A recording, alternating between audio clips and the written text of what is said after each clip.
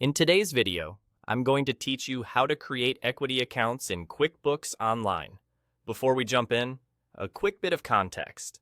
Equity accounts show the value of ownership in your business. They include things like owner's contributions, owner's draws, partner equity, common stock, and retained earnings. Setting these up correctly helps your balance sheet tell an accurate story about who owns what and how money moves in and out of the business from an ownership perspective. Let's get started inside QuickBooks Online. From the left-hand navigation, click Accounting.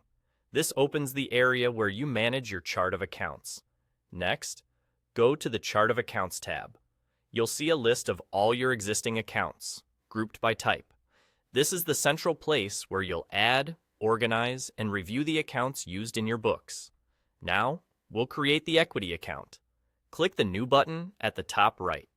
A panel opens where you'll enter the details. Begin by typing the account name.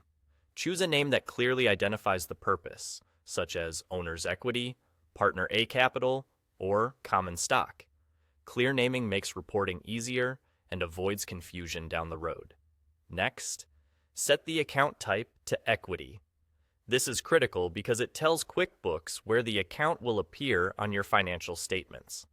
After that, choose the detail type that best fits your situation. For example, you might select owner's equity, partner's equity, or additional paid-in capital. Pick the one that aligns with how your business is structured. A quick tip: QuickBooks usually includes a default retained earnings account. Avoid creating a duplicate unless your accountant has a specific reason. Now enter the opening balance if you're starting mid-year or bringing in beginning balances from a previous system.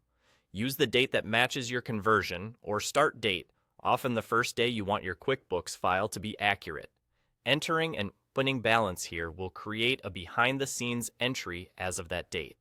If your balances will be brought in through separate journal entries or you're not sure of the exact amount, it's fine to leave this at 0 for now and update later. You can also add a description if you want to note the purpose or context of the account for future reference. When everything looks right, click Save. Your new equity account will appear in the chart of accounts and is ready to use in transactions and reports. That's all there is to it.